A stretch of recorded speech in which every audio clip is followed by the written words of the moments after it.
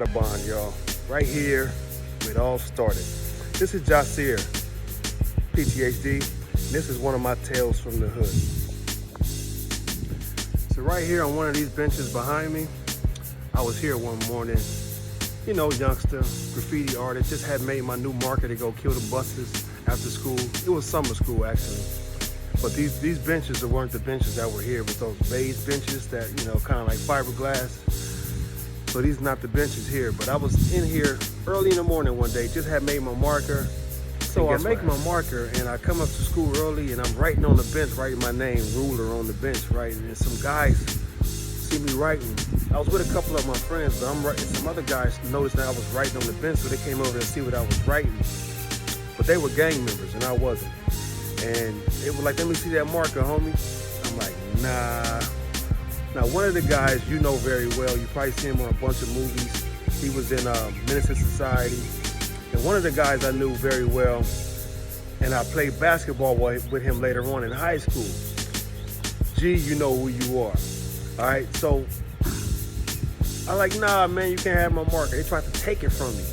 So I just socked the first person that was in front of me.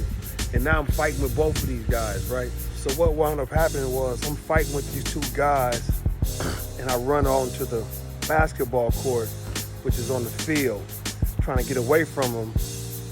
Because I figured there's two guys, now I'm fighting two dudes. So I get to the back gate, it's like a sea of 40 Crips outside just waiting for me. But you know, back then, by that time, you know, it's a fight at school. So everybody's like, it's a fight, they fighting. So by that time, it's about 10, 15 Crips in the back, and then it's almost the whole school back there ready to watch a fight, right? So I run right into the trap. So I got these guys chasing me behind me, and then I got them in front of me, so I had nowhere to go. So I got out to the back, and then they grabbed me, put my hands behind my back, and the one dude that I was fighting with, I'm not gonna say his name, G, he bombed on me and socked me in the face, like boom, boom. But remind you, my hands are behind my back. I can't fight back. But then he hit me one time and I kind of leaned to one side and I was able to get one of my arms free. And when I got an arm free, I just socked the first person in front of me and I ran this way fast as I could over to Lemert right there. And when I got towards Lemert, there's an alley. I ran down that alley and I walked all the way home. At the time, I stayed on Arlington and 29th. So if you know you from LA, you know Audubon and Arlington and 29th is not that close to walk. So I walked all the way home, looking over my shoulder, trying to see if anybody had seen or watching me or following me and coming to get me, about to drive by, Ricky me or something, you know what I mean?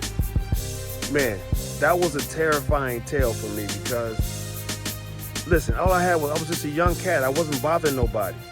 But back then, you had to stay on your toes, and I couldn't just let this guy take my marker because then the whole school would have marked me as a mark. So now they would have been trying to punk me every day, so I had to step up to him.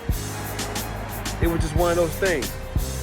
These are tales from the hood that traumatize us that we don't really get a chance to technically, you know, acknowledge as a trauma because that stuff ain't cool, man. Like, I didn't bother you. See, today they call that bullying. Back then, it wasn't bullying, it was just LA. You know what I'm saying? Tales from the hood. Jasir, PTHD.